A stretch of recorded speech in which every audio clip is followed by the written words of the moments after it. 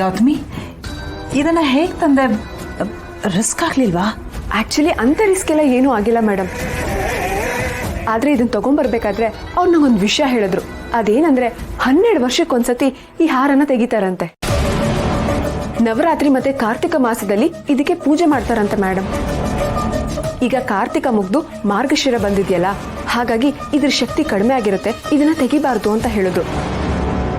ಆದ್ರೆ ನಾನೇ ನಿಮ್ಗೋಸ್ಕರ ರಿಸ್ಕ್ ತಗೊಂಡು ಬಂದ್ಬಿಟ್ಟೆ.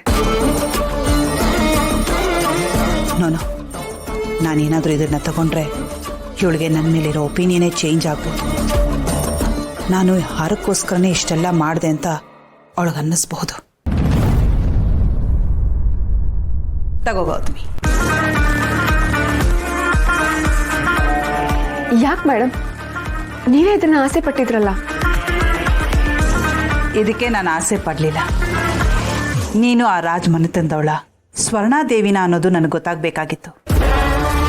ಹೀಗಿದ್ರಿಂದ ಅದು ಕನ್ಫರ್ಮ್ ಆಯ್ತು ತಾನೆ. ಇನ್ನು ಇದು ನನಗೆ ಯಾಕೆ?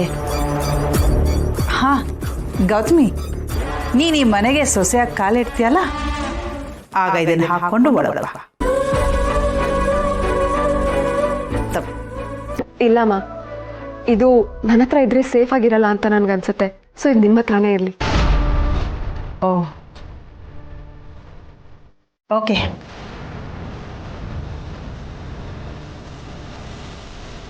ಮೇಡಮ್, ಇವಾಗ ನೀವು ಅಭಿಯವ್ರ ಹತ್ರ ಮಾತಾಡಿ ಮದುವೆ ಯಾವಾಗ ಅಂತ ತಿಳಿಸ್ತೀರಾ ಅಲ್ವಾ?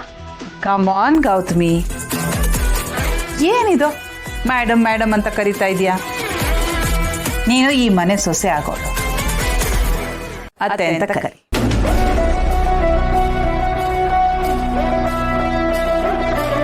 ಅತ್ತೆ ಅಂತನಾ? ಹೌದು. ಅಭಿನ ನೀನು ಮದುವೆ ಆಗ್ತೀಯ ಅಂದಮೇಲೆ ನಾನು ನಿನಗೆ ಅತ್ತೆ ತಾನೆ, ಅತ್ತೆ ಅಂತ ಕರಿ.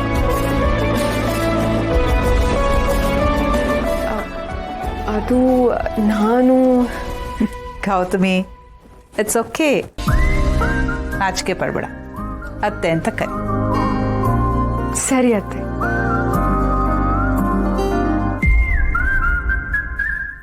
ವಾವ್, ನಾನು ಈ ಟೈಮ್ಗೋಸ್ಕರ ಅದೆಷ್ಟು ವೇಟ್ ಮಾಡ್ತಿದ್ದೆ.